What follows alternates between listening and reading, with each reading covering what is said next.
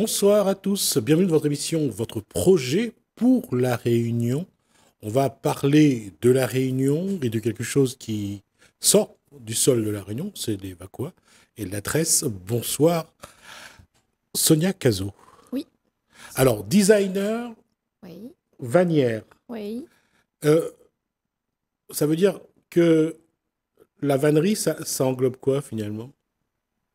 Bah, la vannerie, pour moi, c'est tout un art de savoir et pour transformer tout type de fibre, en fait. La Réunion connaît la tresse, Oui, mais pas la vannerie. Si, la vanne, pour le riz. oui, oui, effectivement. Mais peut-être parce que le monde de la vannerie ou le milieu de la vannerie, les Réunionnais n'avaient pas conscience de ce que c'est un métier aussi. Parce que quand on parle de tresse, Oui. je vais revenir d'abord. D'abord, qui est Sonia Cazot? Alors, Sonia Cazot est une designer engagée dans les savoir-faire de la Réunion. Et ce qui est très important pour moi, c'est la transmission de savoir-faire dans le domaine du tressage et du design, forcément. Et comment est venue cette envie, ce goût de la tresse? Qu'est-ce qui a amené Sonia Cazot à s'inscrire dans la filière tresse ou vannerie? En fait, je suis revenue à l'île de la Réunion en 2003. Et en 2003, je revenais de la Corée du Sud, là-bas où j'ai vécu 5 ans. Ce qui s'est passé, c'est que dans ce pays, tout ce qui touche au savoir-faire, c'est amené au sommet de ce qu'on ne peut même pas imaginer. C'est intouchable, c'est de l'excellence. Voilà. Et quand on quitte ce genre de pays, qu'on arrive ici, on rentre chez soi et on voit ce qui se passe au niveau de l'artisanat, c'est un déclin total. Et là, tu te dis, mais il y a un problème. Il y a un Je vais problème. te dire cette phrase célèbre qui va sans doute marquer l'histoire, nul n'est prophète en son pays. Oui, mais quand je suis revenue, je me suis dit, c'est pas possible, il faut faire quelque chose. Il faut... Or que avant d'habiter en Corée du Sud, j'ai habité Madagascar pendant 6 ans. Donc, j'ai connu l'artisanat, tout ce qui est d'excellence aussi de Madagascar. Mais voilà, je suis partie en Corée du Sud et là, j'ai vécu quelque chose d'assez extraordinaire, des artisans avec des compétences extraordinaires qui sont reconnus dans leur activité. L'artisanat d'art, c'est vraiment transmettre un savoir-faire qui est du pays, du savoir-faire de l'artisan, quoi. Je vais faire sans doute une sorte de blague maladroite, mais vous avez vécu 5 ans en Hein? Corée, combien de temps à Madagascar? 6 ans? Et après, il y a d'autres pays que vous avez connus? Non? Tout C'était le reste, c'est à La déjà pas Réunion. mal. Oui. Tout le reste, ah non, c'est déjà très Ah bien. bah la France, forcément par rapport à des études, mais bon, voilà. C'est très bien parce Ouais. que connaître l'artisanat malgache, Oui, découvrir le savoir-faire de la Corée du Sud, oui. c'est, j'allais dire, c'est complémentaire. Oui, pour moi, voilà, c'est un saut dans un autre monde et en même temps, ça m'a posé des questions sur mon savoir-faire, ce que j'ai envie de faire, quoi, Et aussi. je vais faire le lien entre les deux et entre La Réunion également. C'est qu'aujourd'hui, Mhm, la filière fibre, le Vakwa, mhm, c'est ce que les gens connaissent le plus à La Réunion. Mais oui, il y a également les autres, il y a le oui. chouchou, il y a la chèvrefeuille.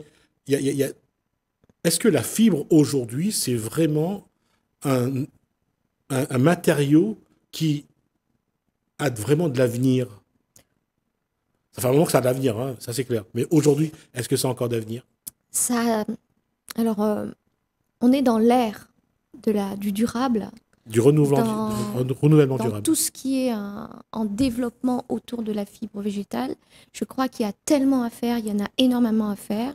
La seule chose, c'est, euh, pour moi, il faut que la culture autour de la fibre soit entendue, soit aussi compris, parce qu'il y a les métiers autour de la fibre végétale qui aujourd'hui sont méconnus, mal connus. Pour faire de la fibre végétale, moi personnellement, j'ai regardé, j'ai étudié tout ce que faisaient les personnes et à partir de là, je me suis dit, moi, comment je me positionne dans cette fibre? Si je dois travailler cette fibre sous une forme, eh ben, qu'est-ce que je vais faire? Et comment je vais pouvoir amener cette fibre vers une valeur ajoutée beaucoup plus importante? Donc, moi, je parle de haute valeur ajoutée. À partir de là, c'est travailler avec d'autres métiers. faire rencontrer d'autres métiers. Alors, designer Vanière, alors on va juste Oui, regarder bien sûr. ces deux produits. Oui, Alors, en matière de valeur ajoutée, oui. et que ce soit dans l'abstrait ou le Hum. concret, c'est ces éléments-là Ça, qui... c'est un élément qui vient du métier de la maroquinerie. Voilà. D'accord, c'est pas une plus-value? C'est une plus-value, mais c'est pas que ça, en fait. Voilà. D'accord. C'est de la plus-value, mais avant tout, pour moi, la haute valeur ajoutée, c'est tout le savoir-faire qu'il y a autour de cette fibre, dès le départ, au moment où on la coupe, on la prépare, on la sèche, et toute l'histoire de cette fibre, et les personnes qui tressent, et les personnes avec qui je travaille, parce que ce sont des personnes en qui j'ai confiance, en qui, quand je parle de ce que j'ai envie de faire, je mets un vocabulaire dessus, on s'entend, on se parle, on se comprend, et on se corrige. Voilà. Ça, c'est une valeur inestimable. C'est quelque chose qui est dans ce produit-là. Et ça m'irait pas, de toute façon, même si Hein. j'arpente les trottoirs d'une belle rue, ça m'irait pas. Mais c'est magnifique. C'est pour les dames. Oui, c'est pour les dames, ça peut se porter à la main, ça peut se porter à la ceinture comme un sac banane, on va dire, dans Oui. l'esprit.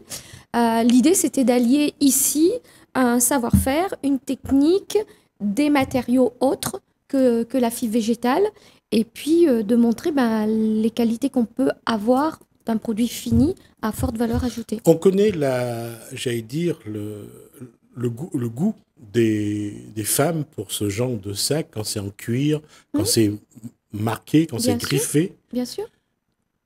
Ça, Oui. comment vous pensez qu'il faut faire en Mhm. matière de communication, de Mhm. marketing, Mhm. en matière commerciale, Mhm. pour que cet objet trouve sa place justement dans les vitrines d'objets de luxe?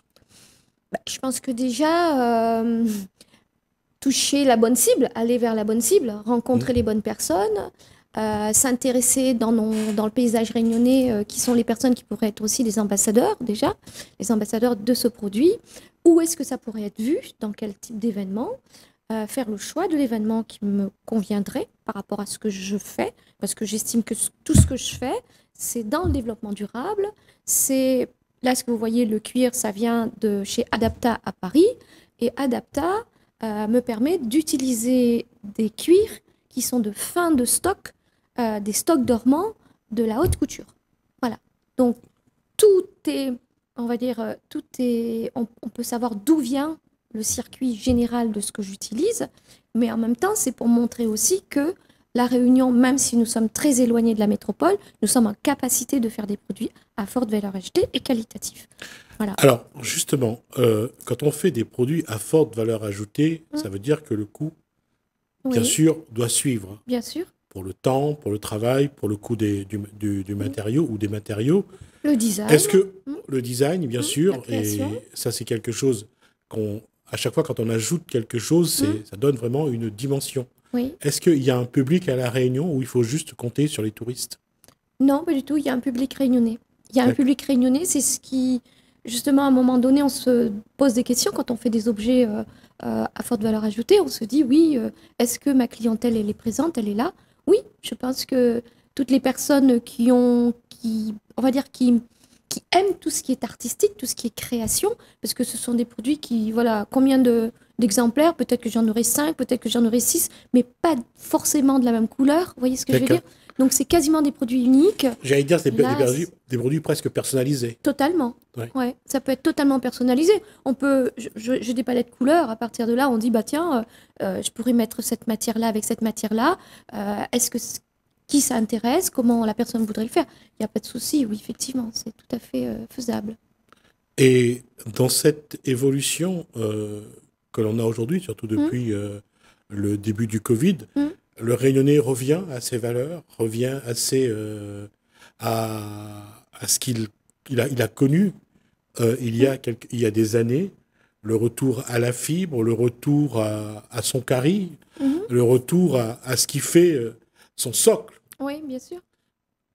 Ces produits rentrent dans ce retour à, Ben, à la réunion à soi-même. alors là où je suis assez étonnée, c'est que nous avons une jeunesse qui Ouais. aujourd'hui, même si on pense qu'ils ne lisent pas, qu'ils ne font pas grand-chose, ils sont toujours sur les réseaux sociaux ou Internet ou quoi que ce soit, en fait, ils voient des choses et ils sont «Oh, c'est fait ici, c'est réunionnais ça?» Bah oui, c'est réunionnais. Donc ça veut bien dire qu'ils se questionnent, ils sont intéressés. Effectivement, quand ils voient les prix, ils se disent «Ah, quand même, c'est un peu chose, quoi, c'est cher.» Bah oui, mais la différence, c'est que c'est pas une marque à 10 000 exemplaires, c'est pas Ouais. une marque avec un produit marketé sur 100 000 personnes, c'est un produit qui est unique, quoi. C'est pas un produit Voilà. d'usine Non, c'est pas un produit d'usine. qu'on fait à la chaîne et C'est qui... tout ce qui est en lien avec Ouais. l'artisanat d'art, Ouais. c'est vraiment exceptionnel, quoi. Voilà, ça Voilà. c'est ça qui est important, c'est l'artisanat d'art, Mhm, je vais finir par y arriver, c'est que de se rendre compte qu'aujourd'hui, la Réunion produit, et quand je dis la Réunion, mhm, entre autres, c'est mhm, Sonia Cazot, est capable de produire mhm, des, des objets mhm, de- de- d'une grande finesse, mhm. d'une grande qualité, et ce n'est pas dans la mentalité des artisans réunionnais. On fait des choses bien, Mhm. jolies, mais on ne met pas dedans des valeurs ajoutées pour que ce soit des produits de luxe. C'est normal, hein. Je veux dire, c'est pas une critique ce que je vais faire, ou ce que je vais dire plutôt. Quand vous utilisez un couteau et une grosse aiguille, vous pouvez pas me dire qu'à un moment Ouais, donné, vous aurez une certaine finesse, une d'accord, certaine qualité.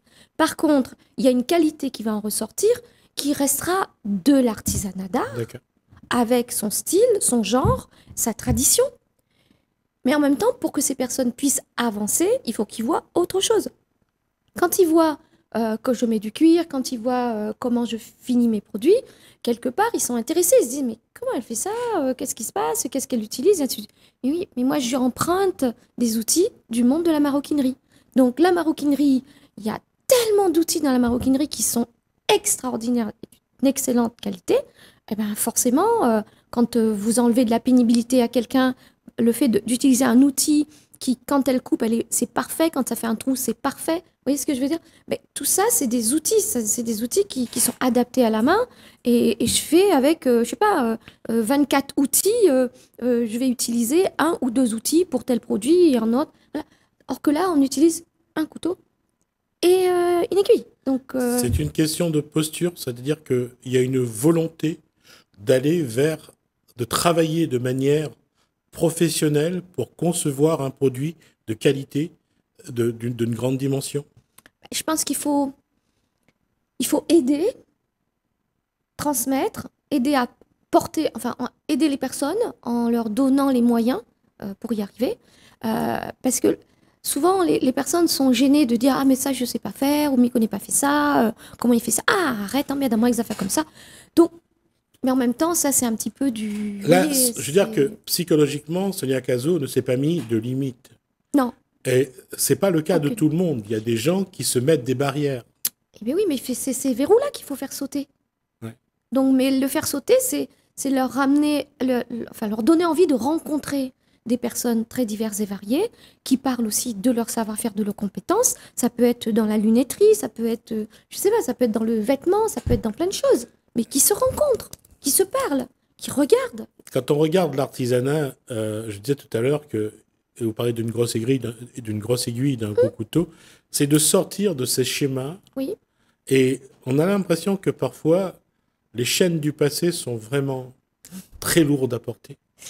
et oui, parce que quand on t'a toujours dit que t'es pas à la hauteur, que tu n'es pas censé fabriquer un produit comme celui-là. Je fais venir sur l'île énormément de produits qui coûtent 1 euro, c'est pas cher. Qu'est-ce que tu as besoin d'aller créer? Qu'est-ce que tu as besoin d'aller produire un truc qui va te prendre du temps, voilà. Sauf que les passionnés restent les passionnés, les artisanes restent des artisanes. Et Voilà. il y a une chose aussi, c'est que lorsqu'on n'est pas capable de se transcender, Hum, d'aller chercher au fond de soi hum, et de repousser ses limites, mhm, non seulement l'objet est, ça se voit dans l'objet, mhm, mais il y a aussi en soi une frustration. bien sûr. Et qu'est-ce qui explique, on ne va pas aller sur le terrain de la transmission Mhm, intergénérationnelle ou hum, transgénérationnelle, hum, hum. Pourquoi nous avons autant de mal à nous dire que nous pouvons le faire? Nous avons les moyens de le faire, c'est à nous de le faire. Mais je pense que c'est la société réunionnaise elle-même qui a toujours été en second plan, garde cette empreinte-là au plus profond. Et voilà, après, il faut, moi je vois beaucoup de Réunionnais quand ils sont partis d'ici, quand ils reviennent, ils sont vachement véloces, quoi. Ils ont Ouais. vécu des choses. L'esprit est ouvert. Complètement. Et puis, ils se sont donné les moyens pour partir. Ça veut dire que partir, franchir des barrières, rencontrer d'autres personnes, des gens qu'on ne connaît pas du tout, recommencer, enfin, démarrer une vie ailleurs, ça vous oblige à rencontrer des personnes, à vous mettre en avant parce qu'il faut bien. Je tombe, quelqu'un qui te ramasse, tu lui dis merci, tu es obligé de parler à cette personne. Tu ne peux pas dire que cette personne ne te comprend pas. Donc ça veut bien dire qu'il faut s'ouvrir, il faut aller vers les autres. Ce qui nous amène à regarder dans tout ce qu'on vient de dire que finalement, la capacité à réaliser un objet, à travailler, à faire une activité, c'est aussi une quête de soi. Ah oui, oui, oui, c'est une quête de soi, mais c'est de la satisfaction. C'est beaucoup d'humilité aussi, parce que des fois, des fois, on n'arrive pas, on ne fait pas. Hein. Des fois, enfin, ce qu'on fait n'aboutit pas. Mais c'est important de savoir que j'ai essayé. C'est en essayant que je peux aboutir ou pas. Et c'est là aussi que je me rends compte que des fois, tu as voulu mettre ça, mais finalement, ça ne marche pas. Bon, j'ai essayé. Cela, Gazo, il y a aussi cet élément-là, c'est qu'on a toujours, quand on regarde la jeunesse, on regarde les générations qui arrivent, on s'arrête sur le fait qu'il y en a qui sont fainéants, qui n'ont pas envie. Mais il y a, comme vous avez dit tout à l'heure, il y a des jeunes qui ont envie, il y a des jeunes qui veulent faire des choses. Bien sûr. Et la question sur ce que vous avez dit tout à l'heure aussi, c'est la transmission. Oui. Comment transmettre l'héritage que nous avons reçu? Comment leur transmettre cet héritage de manière à ce que ça soit une transmission répétée? Je pense que la meilleure, enfin ce qui est le plus important pour moi, c'est quand on transmet, c'est ton histoire. Ouais. Vous voyez ce que je veux dire? C'est l'histoire de l'île, c'est mon histoire, c'est l'histoire que j'ai avec cette fibre que je suis en train de transmettre. Donc c'est quelque chose que je te donne. À partir de là, j'estime que dès le moment où tu as rencontré cette histoire, tu es capable de la raconter avec la même émotion. Donc, tu t'empares aussi de cette histoire. Donc, il faut que les personnes puissent s'emparer de l'histoire en étant avec les personnes qui font, qui fabriquent, qui regardent, qui prennent le temps de toucher, même enfin, je veux dire, même s'ils essayent et qu'ils n'y arrivent pas, le plus important, c'est de faire.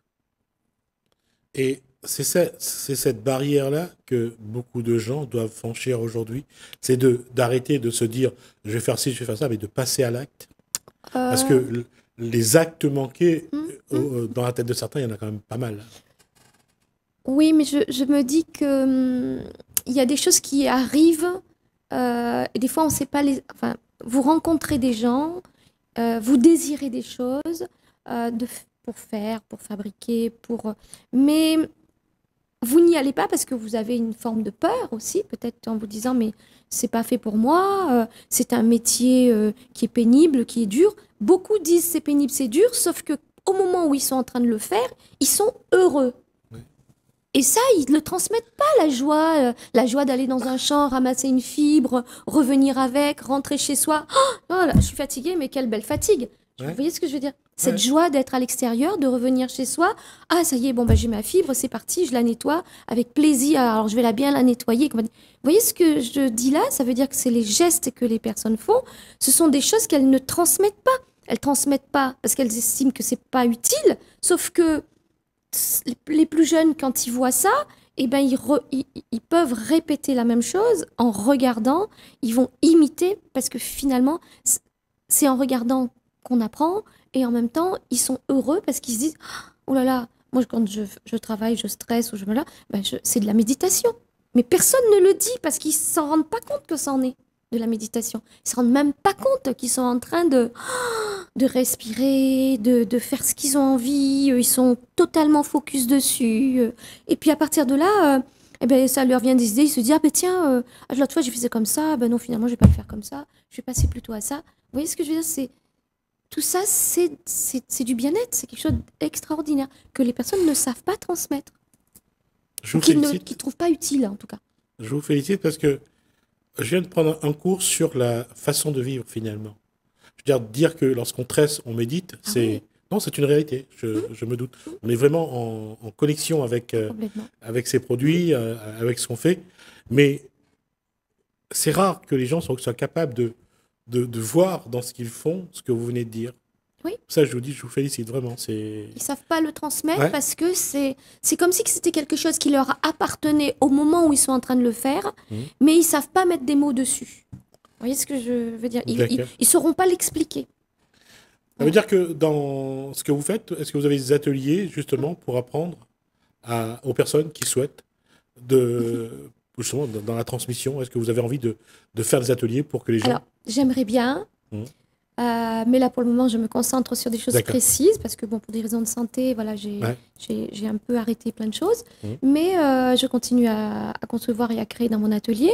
Le fait d'avoir ouvert une boutique, bah, ça m'a permis d'être en face du public de manière voilà, permanente. Mhm. Et ça me permet aussi de modifier aussi certaines choses ou voilà, faire des recherches autres ou faire de nouvelles propositions.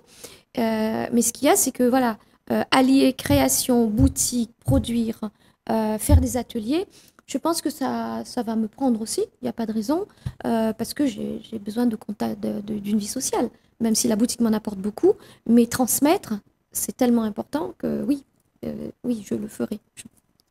En tout cas, ça a été un plaisir de vous recevoir sur ce plateau. J'espère que j'aurai l'occasion de vous revoir pour Bien sûr. d'autres produits, Oui. pour d'autres éléments. Et je pense que nous aurons, à la rigueur, j'espère qu'avec vous, vous serez de manière régulière sur ce plateau pour apporter ce savoir. Merci en tout cas, Merci. Sonia Cazot, designer et vanière, pour tout ce que vous venez de nous apporter. Merci vraiment. Merci à vous de nous avoir suivis. Merci Hélène, merci François. Je vous dis à bientôt.